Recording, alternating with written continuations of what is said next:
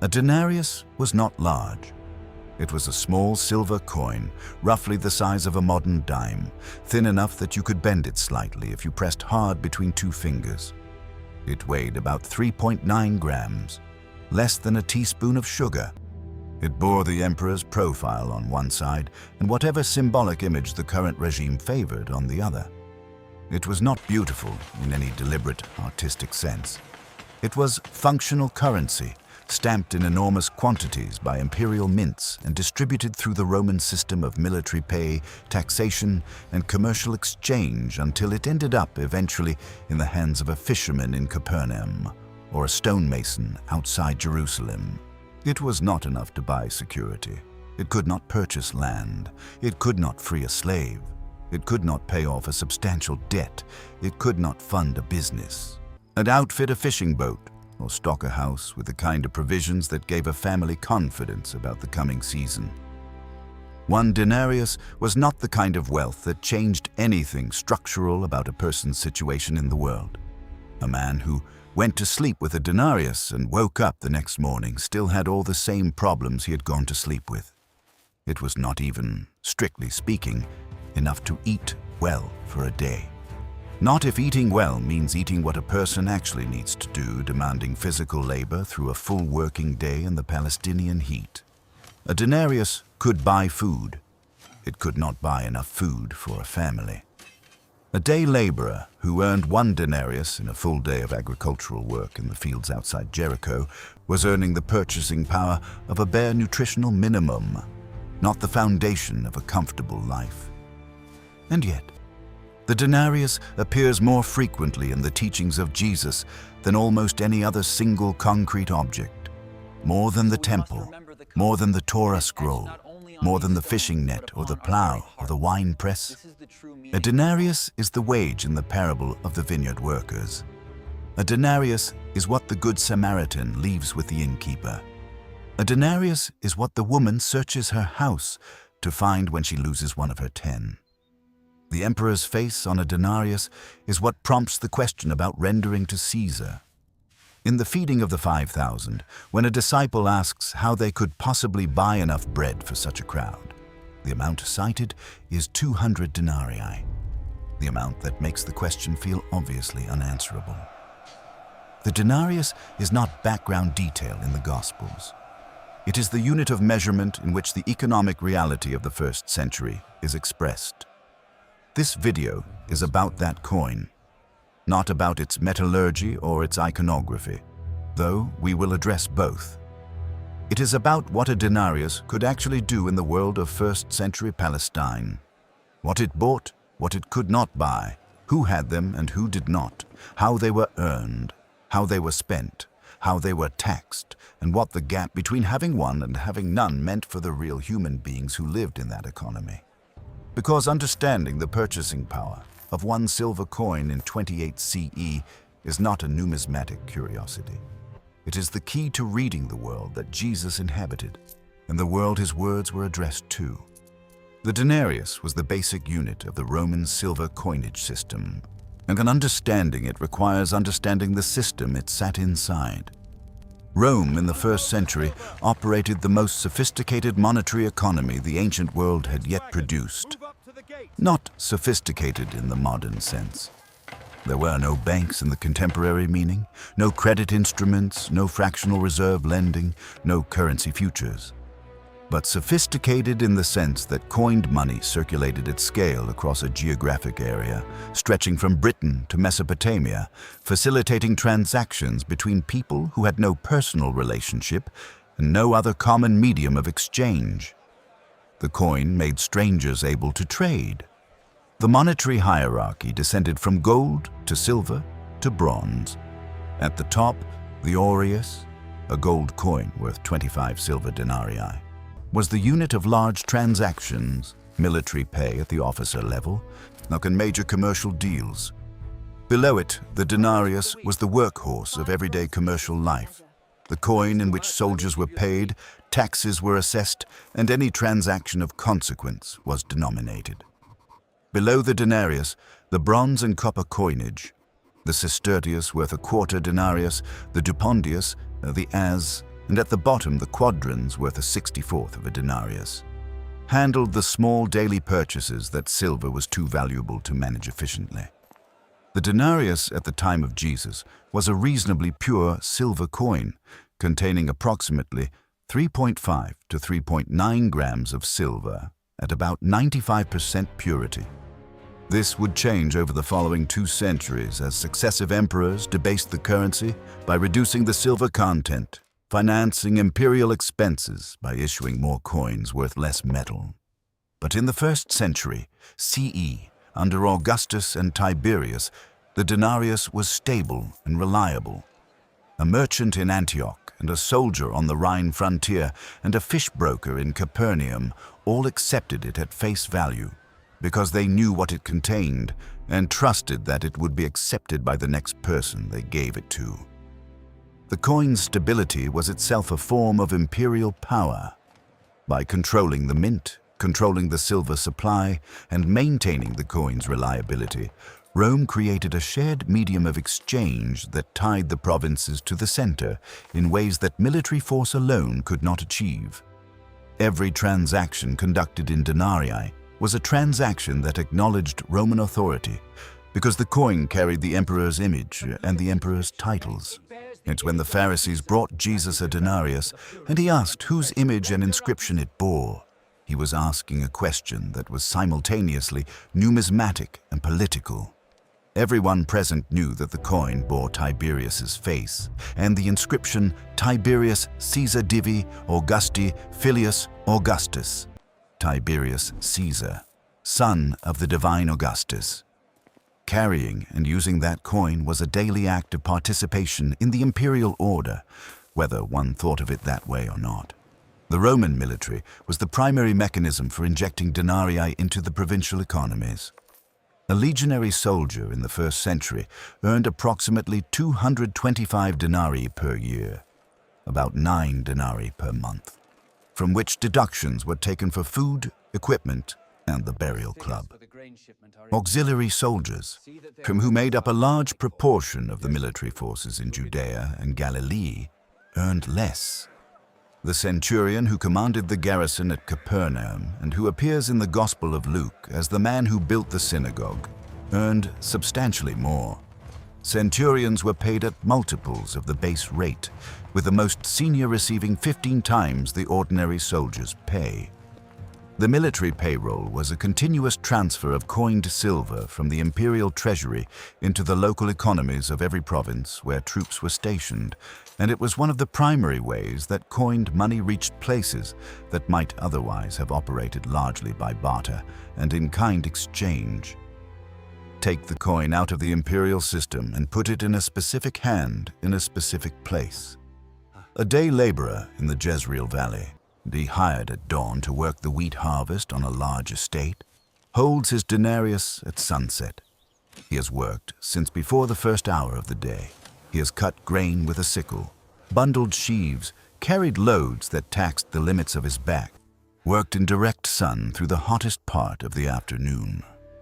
He is done now, and the coin is his, and he has perhaps 2 hours of daylight left to spend it before he needs to be home. What can he buy? The most authoritative price data we have for 1st century Palestine comes from a combination of sources, the Mishnah and Talmud, which record rabbinic discussions that preserve price information, papyri from Roman Egypt, which give us the closest analog to Palestinian conditions, Roman period inscriptions from across the empire that record commodity prices, and the internal evidence of the Gospels and other 1st century texts. These sources do not all agree, they do not all cover the same commodities, and they reflect different regions and different moments within a 2-century span. But they converge on a picture that is specific enough to be meaningful. Bread was the cheapest caloric source available, and it was what most people lived on. A denarius could buy somewhere between 8 and 12 liters of grain. The amount varies by source and commodity, with barley cheaper than wheat. 8 liters of barley, ground and baked into bread, produced enough calories to feed a family of 4 for approximately 2 days. A single day laborer's wage could feed 4 people for 2 days if spent entirely on the cheapest grain available and nothing else. And that is the baseline. A denarius purchased roughly 2 family days of minimum caloric survival when spent optimally on the cheapest available food. Olive oil was the next essential. A denarius purchased roughly 1 to 1.5 liters of ordinary olive oil, the kind used for cooking and lamps, not the premium first-press oil sold to wealthier buyers. A household needed approximately half a liter of oil per week for basic cooking and a lamp that burned a few hours each evening. 1 denarius of olive oil covered 2 to 3 weeks of household oil consumption. If the day laborer spent his entire denarius on oil, his family was set for oil but had nothing left for grain. The purchasing power of a single coin did not extend to covering multiple household needs simultaneously. Wine. The diluted, table-quality wine that was the standard beverage for everyone, including children, cost roughly half a denarius for 2 to 3 liters, or about a week's household consumption at the modest rates that ordinary families drank. Wine was not a luxury in this culture. It was a practical necessity in a world where water quality was unreliable and diluted. Wine was safer than untreated water from a cistern or a public source. A family that could not afford any wine was a family drinking water of uncertain safety. Fish, the protein staple of the Galilean diet, came in several price ranges. Fresh tilapia from the morning catch at Capernaum was the most expensive, priced for households that could afford it and for buyers who would resell it quickly. Salted and dried fish, the processed product that traveled inland from the lake, was considerably cheaper. A denarius could buy a substantial amount of dried fish, several kilograms, enough to provide the protein component of a family's diet for a week or more. The fish that appears in the gospel feeding accounts, 5 loaves and 2 fish, enough to illustrate scarcity before the miracle, almost certainly refers to this processed, preserved product rather than fresh catch. Lentils and other legumes were cheaper still. A denarius could purchase enough dried lentils to fill a large ceramic storage jar, several weeks of protein supply for an ordinary household. The lentil stew that Jacob offers Esau in Genesis is the food of everyday Judean and Galilean life, not a marker of deprivation. It was filling, nutritious, cheap, and available year-round in a way that fresh produce was not. A family that ate lentils most evenings was a family eating sensibly within its means, not a family that had failed at something. The denarius as a daily wage was not a random figure. It was the standard, expected, widely recognized unit of compensation for a full day of unskilled or semi-skilled manual labor across the Roman world. The parable of the vineyard workers takes this standard for granted. When the landowner agrees to pay 1 denarius for the day, neither party needs to negotiate or explain. The rate is known. It is the rate. The dispute at the end of the parable is not about whether 1 denarius is the right amount for a day's work. It is about whether it is equitable to pay the same amount to workers who started at different hours. 1 denarius per day meant approximately 300 working days per year, accounting for the Sabbath rest, religious festival days, and the seasonal gaps when agricultural work was unavailable. An annual income of roughly 300 denarii for a consistently employed day laborer. That figure assumed full employment, which was not a reliable assumption. Agricultural day labor was intensely seasonal. The wheat harvest in spring, the grape harvest in late summer, the olive harvest in autumn were the peak demand periods. In between, work was irregular. A day laborer who earned 1 denarius every working day through the harvest seasons, but had weeks of idleness between them, might realistically earn 200 to 250 denarii in a full year. Skilled tradesmen earned more. A stone mason, a carpenter, and a metal smith, workers whose skills required years of training and produced results that unskilled labor could not replicate, commanded between 2 and 4 denarii per day in periods of strong demand. The construction projects of Herod the Great and his successors, which employed tens of thousands of workers at their peak, paid skilled workers at premium rates because the supply of genuine expertise was limited relative to the scale of the projects. A skilled stonemason working consistently on the Jerusalem temple. Reconstruction could earn in a single year what a day laborer would need 2 or 3 years to accumulate. Priests and Levites, who served in the temple rotation, received not wages exactly, but shares of the temple offerings, portions of the grain offerings, the meat from certain sacrifices, a share of the tithes.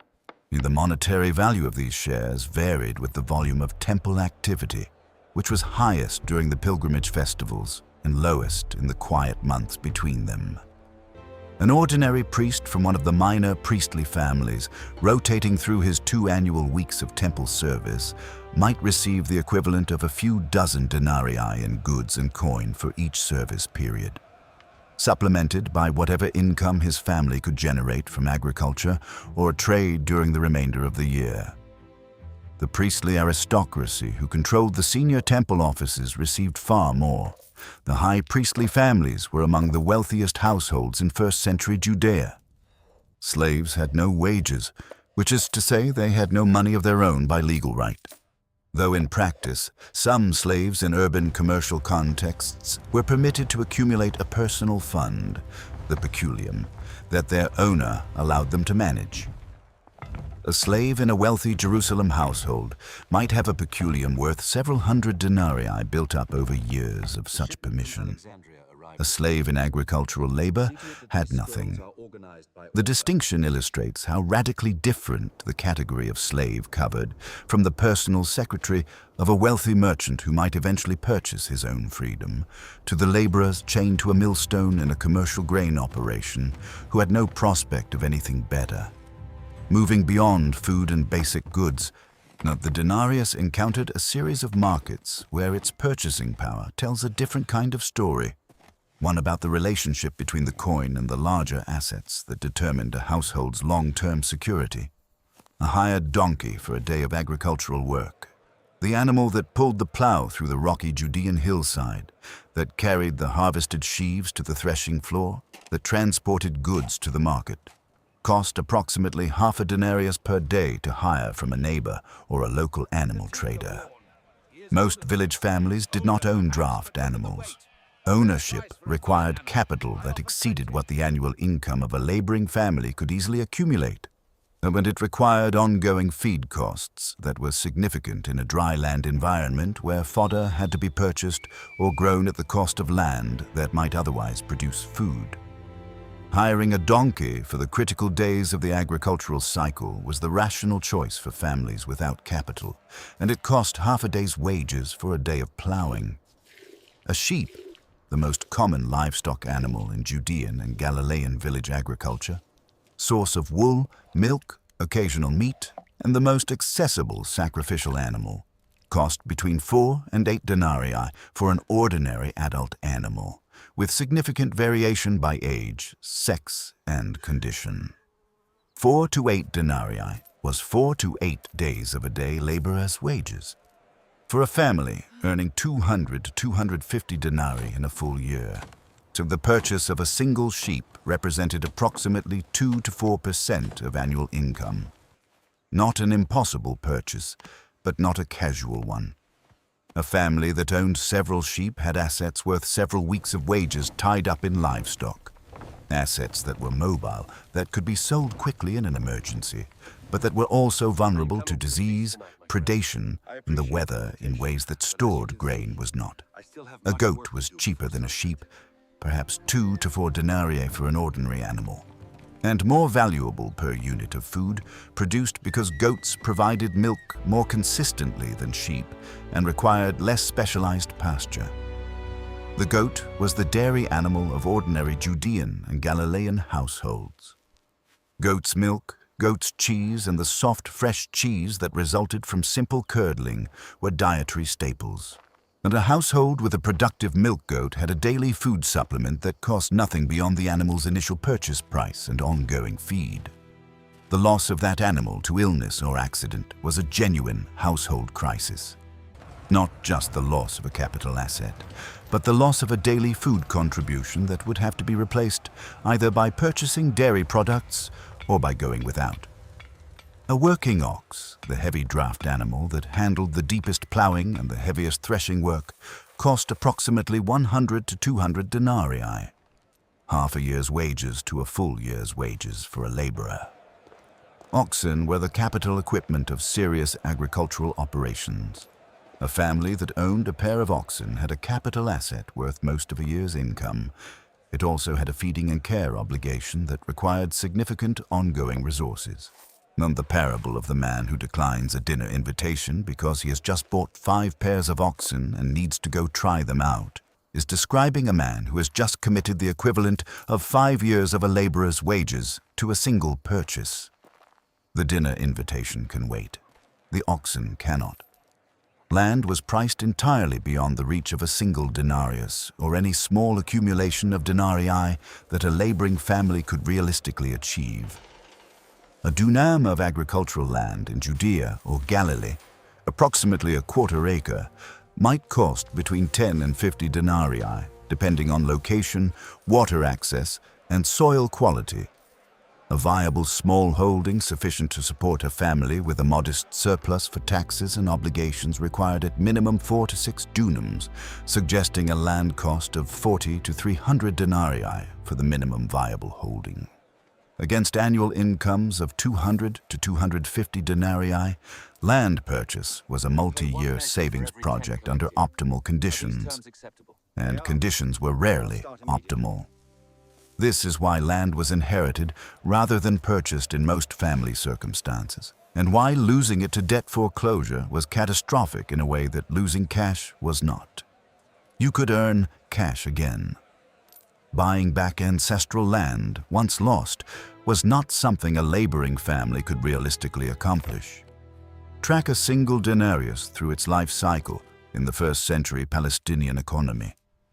It begins as an imperial coin struck at the mint in Lugdunum, modern lion in Gaul, or at the mint in Rome itself, part of the annual issue that finances the Roman military establishment.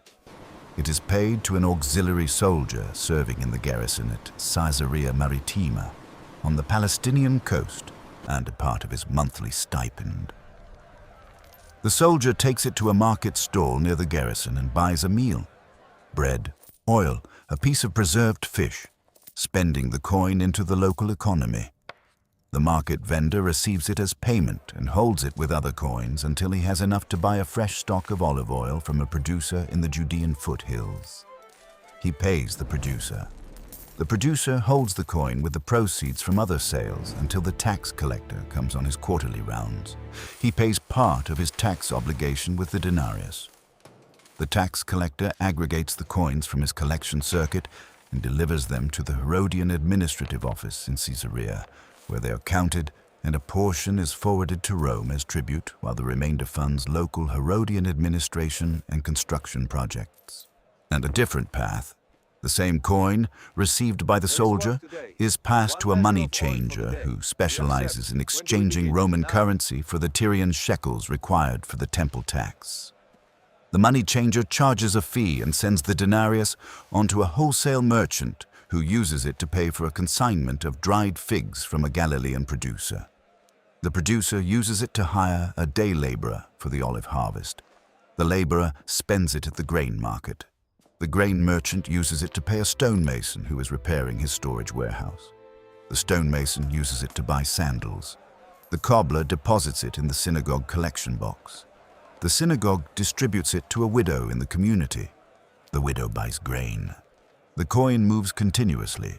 It is never at rest for long, because in an economy without savings institutions, a holding coin serves no productive purpose, and the needs that require spending are constant. The velocity of money in the first-century Palestinian economy was high, not because people were prosperous, but because they were not. Families at subsistence level spent what they received almost immediately because there was always something that needed paying. A coin in hand was a problem with a solution waiting to happen.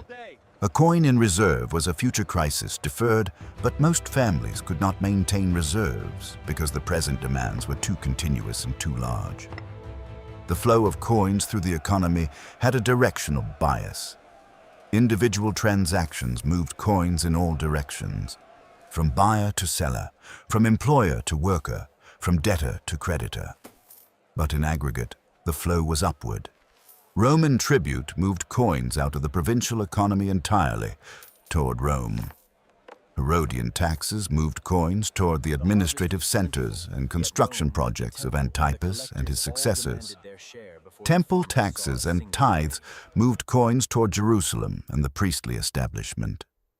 The net effect over time was a slow drainage of coined money out of the village economy and into the hands of the institutions and elites that controlled the extraction systems.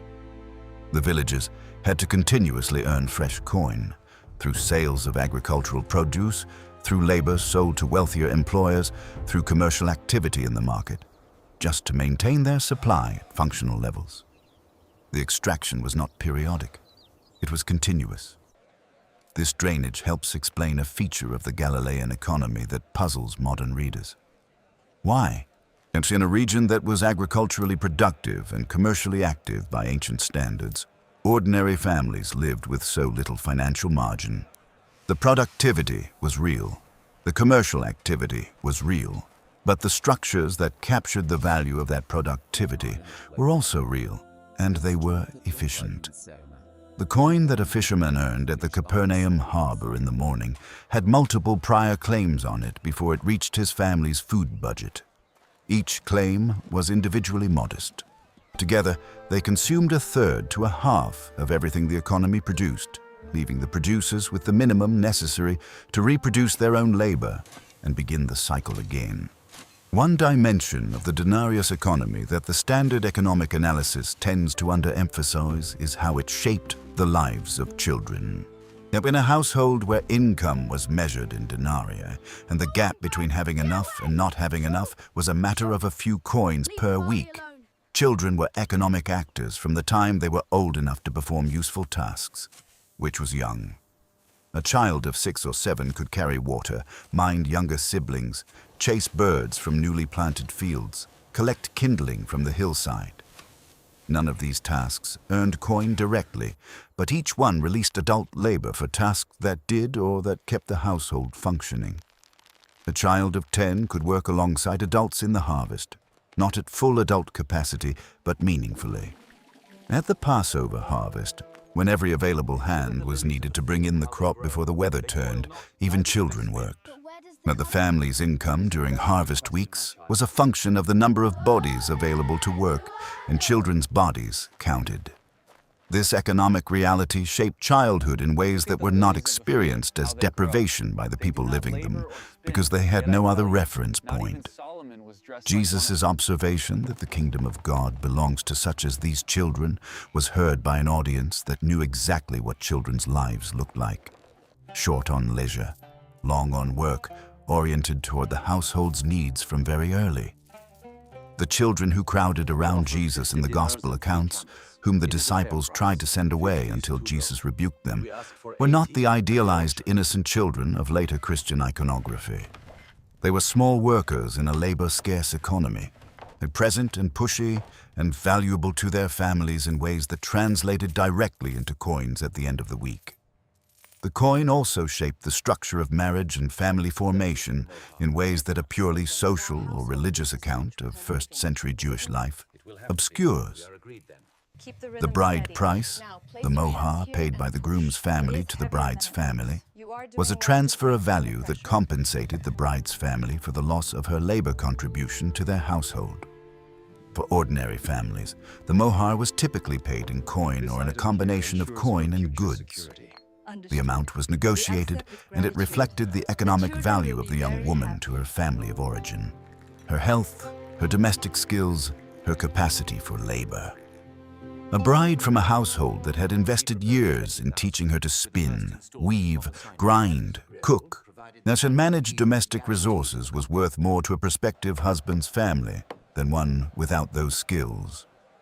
The negotiation was not cold or purely transactional in the way modern readers might imagine, but the economic calculation was explicit and understood by all parties. The upper limits of what a denarius could purchase illuminate the coin's true position in the economy as clearly as the lower limits do. There is a tier of ordinary goods and services where a single denarius was not enough or barely enough, and that tier defines the financial ceiling for families living on day labor wages. A pair of sandals, the basic footwear of first-century Palestine, a leather sole with straps, the kind that John the Baptist describes himself as unworthy to unfasten, cost approximately 1 denarius for an ordinary quality pair.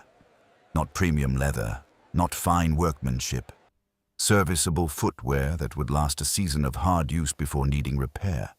For a day laborer, replacing a worn-out pair of sandals consumed an entire day's wages. This is why many people, particularly the rural poor, went without sandals when theirs wore out. The cost of replacement was not trivial relative to income. A clay oil lamp, the basic household lighting technology of the ancient world, a small ceramic vessel with a wick hole and a reservoir for olive oil, cost between 1/4 and 1/2 denarius at ordinary market prices. This was the cheaper end of the lamp market, plain, undecorated, functional. The lamps that appear in the parable of the 10 virgins, 5 of whom have oil and 5 of whom do not, were objects like these, cheap enough to be universally owned, but dependent on a supply of oil that was not free and was not unlimited. The lamp itself was affordable.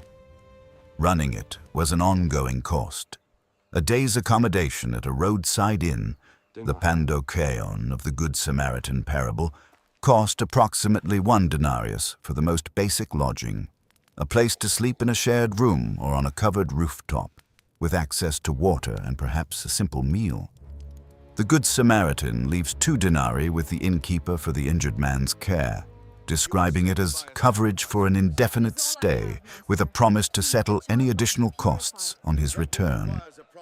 2 denarii for an open-ended medical stay at a roadside inn was a generous but not extravagant provision. It suggests the innkeeper was expected to manage the injured man's basic needs for several days at minimum, and a sacrificial dove, the cheapest animal accepted for temple offerings, the offering specified for the purification of a woman after childbirth if her family could not afford a lamb, cost 2 denarii inside the temple, precincts at festival season prices. Outside the temple, in the ordinary bird markets of Jerusalem, a pair of doves could be purchased for a fraction of that. The price differential between the market outside and the vendors inside the temple court was the subject of regular complaint in first-century sources, and it was the commercial arrangement that Jesus disrupted when he overturned the money changers' tables. A poor woman coming to the temple after childbirth, legally required to bring an offering she could not afford at the prices the temple vendors charged, and was experiencing an institutional extraction that the very law, meant to accommodate her poverty, had been turned into an instrument of. A week's provisions for a single person, grain, oil, dried legumes, a small amount of preserved fish, basic condiments, cost somewhere between 3 and 5 denarii at ordinary market prices, depending on the season and the quality of the goods. 3 to 5 denarii per person per week meant 15 to 25 denarii per month for a family of 4 living modestly, against an annual income of 200 to 250. Denarii for a consistently employed day laborer. The arithmetic was tight in good months and failed in bad ones. Denarius did not only circulate through private transactions, and a substantial portion of every denarius that changed hands in first-century Palestine passed through the fiscal apparatus of the Roman state, the Herodian client kingdom, and the temple establishment in Jerusalem.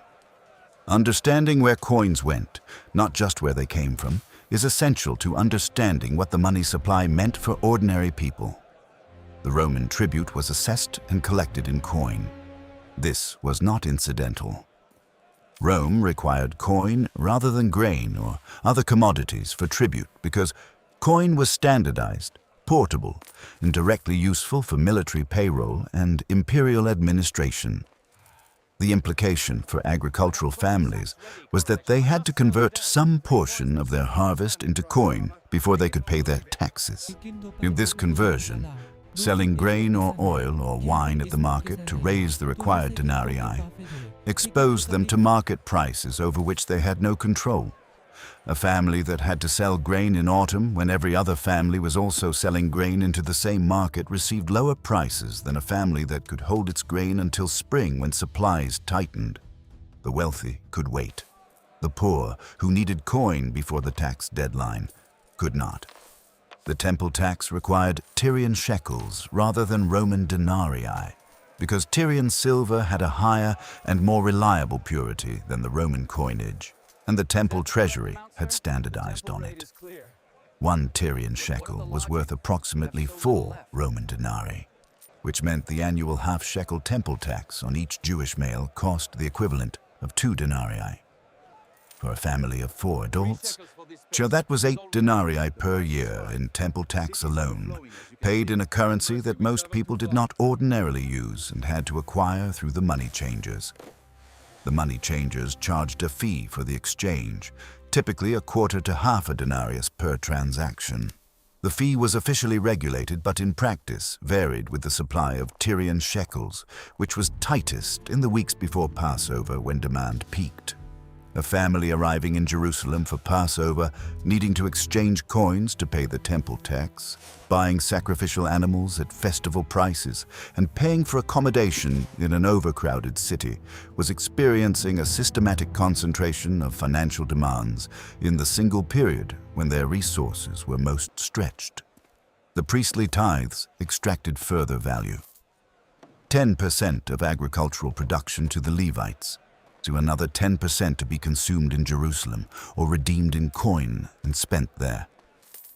In years when a family's harvest was already compressed by drought or disease or the sharecropping arrangement that left them only 2/3 of their own production, another 20% off the top was not a minor inconvenience. It was the difference between a household reserve and no reserve at all. Herodian commercial tolls touched the coin again each time it moved. The customs post at Capernaum assessed duties on commercial fish transactions. Tolls were collected at the bridges and road junctions that controlled movement through the region. Market fees were charged for the right to sell at the town marketplace. A denarius that left a fishing cooperative's hand as payment for services or goods might have a quarter of its value skimmed at various points before it completed its circuit through the local economy. The cumulative extraction was not experienced as a single large tax. It was experienced as a series of small friction points, each individually manageable, collectively corrosive. Return to the coin itself, now with this full economic context behind it, and read the gospel passages where it appears. They are different from how they read without the context. The parable of the workers in the vineyard.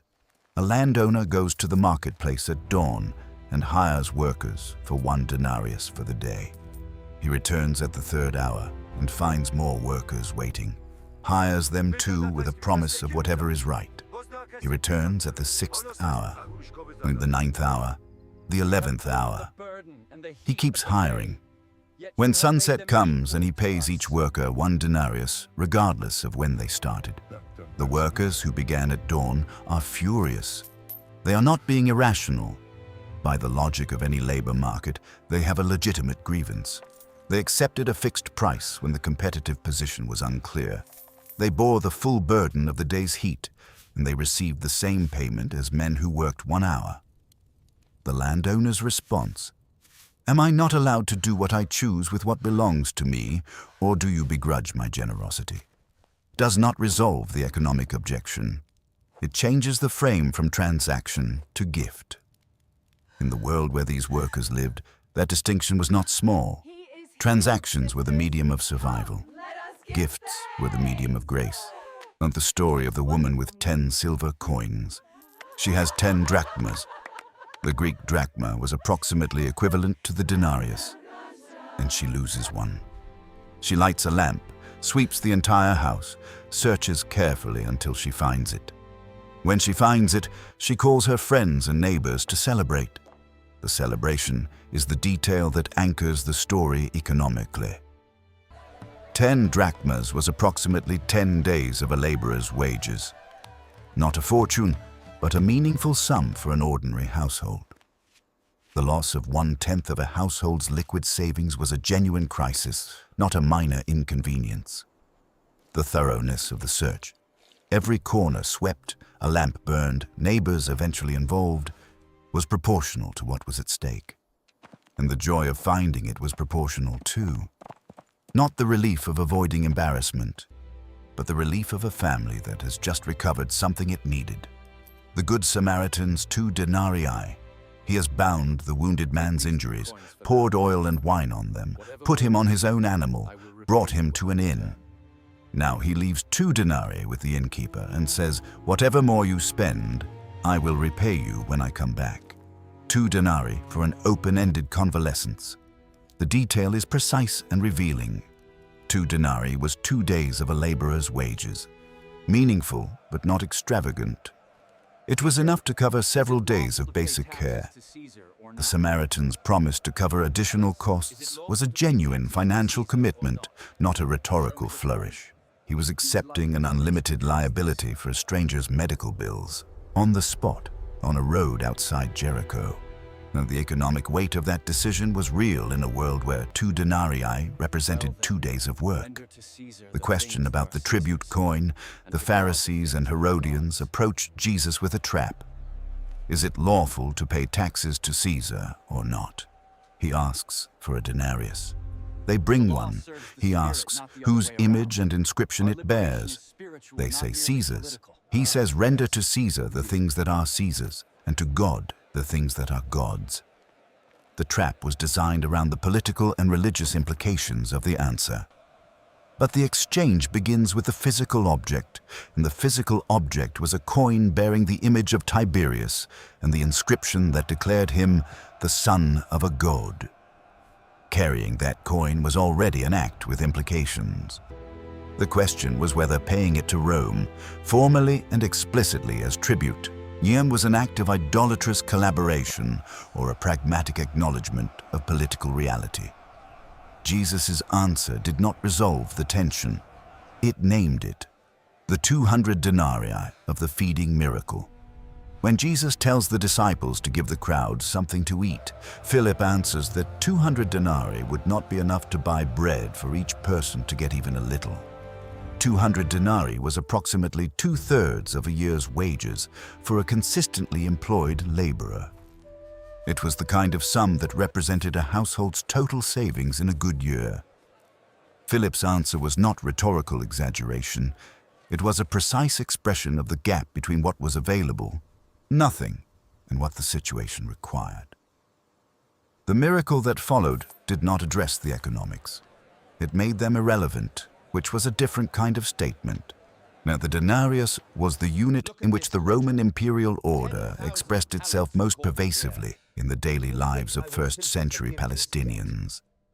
It was the denomination of the soldier's pay, the tax assessment, the market transaction, the debt obligation. It bore the emperor's face.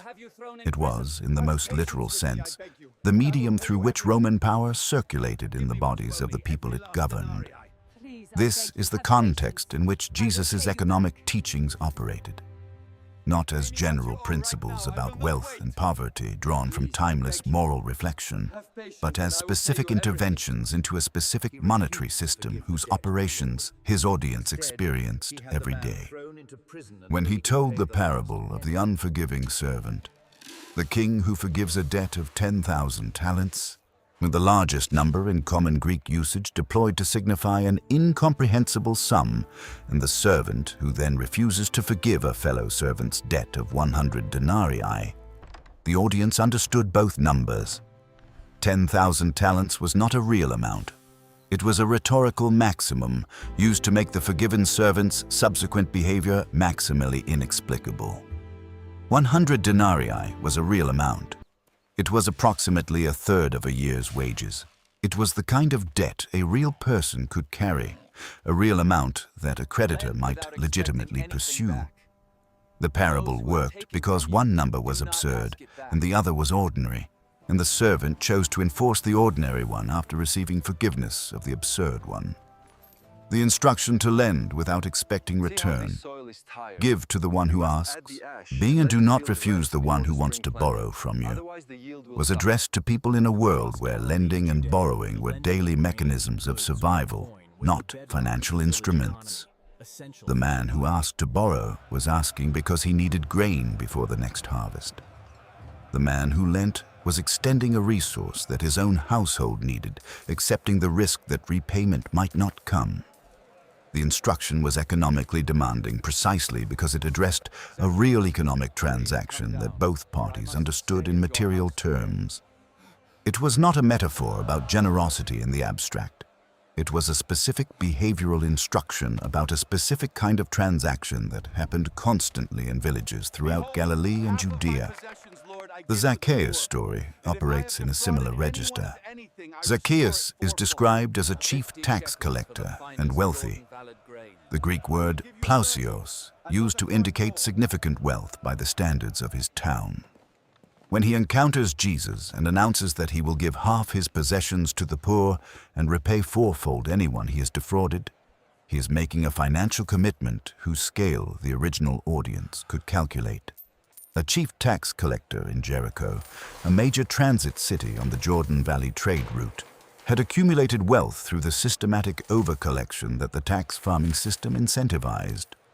Fourfold restitution, the Torah rate for certain categories of theft, applied to the amounts he had over-collected, would have been a substantial sum. Giving half his remaining possessions to the poor after that restitution would have left him materially comfortable, but not wealthy. He was not announcing a gesture. He was announcing something close to financial ruin accepted voluntarily. The widow's offering in the temple, 2 lepta, the smallest coins in circulation, together worth 1 quadrans, 1/64th of a denarius, is juxtaposed by Jesus against the large sums being deposited by wealthy donors. He does not say the wealthy donors are wrong to give what they give. He says the widow has given more than all of them because she has given out of her poverty while they have given out of their surplus. The economic precision matters. The wealthy donors were making contributions that did not threaten their financial security. The widow was giving what the woman in the other parable spent an entire day searching for. The 2 lepta were not symbolic poverty. They were the last of her money. The Lord's Prayer, in its Aramaic original, asks for the bread of tomorrow. Give us today. The petition is not about bread in general or sustenance in the abstract. The Aramaic word that Matthew translates into Greek as epiousios, often rendered as daily, more precisely means the bread of the coming day, the bread that tomorrow requires. Give it to us now. It is the prayer of a household that does not know if it will be able to eat tomorrow and is asking, directly and without metaphor, for that uncertainty to be resolved. In a world where a day laborer's income covered a day's food and no more, that prayer was not pious language. It was the literal content of what the people praying it needed. Build one more portrait, as specific as possible. A woman in Jerusalem, a widow living in the lower city. She has no regular income. She depends on the weekly distribution from the synagogue's community chest, supplemented by whatever work she can find. Carrying water for households that pay for the service, spinning for a textile merchant who pays by the weight of thread produced. In a typical week, she earns or receives the equivalent of 4 to 6 denarii. Her rent, a single room in a shared courtyard house in the lower city, close enough to the Temple Mount to hear the shofar on festival days, costs 2 denarii per week. What remains must cover everything else. And on a Monday morning, she has 1 denarius and 2 lepta, the small copper coins worth a fraction of a denarius each. She needs grain for the week. She needs lamp oil. She owes a small amount to the woman next door who lent her olive oil when she ran out last Thursday.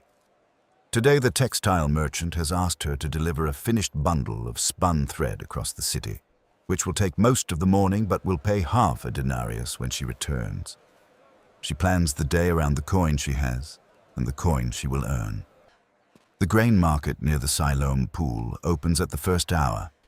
She buys 3 measures of barley, enough for 4 days of bread if she is careful, for half a denarius. She pays with her single coin and receives change in smaller bronze coins that she distributes among the small compartments of her belt pouch, sorting by denomination the way a person who counts coins carefully always does. She buys a small quantity of lentils from the same vendor for 1/8 of a denarius. She does not buy oil today. She needs what remains for the debt to her neighbor and for the contingency that is always present in a life without reserves. The walk to the textile merchant is 40 minutes through the lower city's narrow lanes, uphill, carrying a bundle. She delivers it. He inspects it, nods, counts out half a denarius in bronze coins. She thanks him and asks if he has more work. He does. She can return Thursday. She walks home by way of the grain market again, not to buy anything but to check the prices. She has learned to track the market's rhythms, at knowing that prices tend to fall late in the morning when vendors would rather sell at a discount than carry inventory home. It is a small advantage. She takes every small advantage available to her. By midday, she has paid her neighbor's oil debt, stored her grain, and has approximately 1¼ denarii to last until the synagogue distribution on Friday and the textile merchant's work on Thursday. If nothing unexpected happens, she will manage. If her landlord raises the rent when the month turns, as he has been suggesting, she will not manage without reducing the grain allocation below what she needs to stay healthy. She has been thinking about this since he mentioned it. She does not have a solution. She has a worry, which is not the same thing. In the afternoon, she goes to the Temple Mount to pray, as she does most days. She stands in the court of women with the other women, watching the offerings being brought. She has her 2 lepta. She has been saving them. She puts them in the treasury box. She does not know that a teacher standing nearby will later tell his disciples that she has given more than all the wealthy donors combined. She's not thinking about that. She's thinking about the grain stored in her room, about Thursday's work, about the landlord. She's thinking about tomorrow, which is what a person with 2 lepta and a denarius and a half thinks about. Not the abstract future, tomorrow specifically, the bread of the coming day. A denarius was 3.9 grams of silver. It was a day's wages. It was 2 days of basic food for a family of 4. It was a pair of sandals. It was 2 nights at a roadside inn.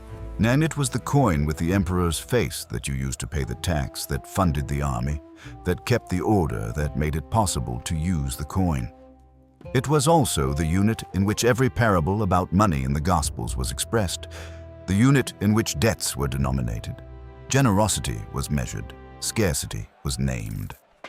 The unit that connected the widow's offering to the vineyard worker's grievance, to the Samaritan's open-ended liability, to the disciples' impossible calculation about feeding 5,000 people.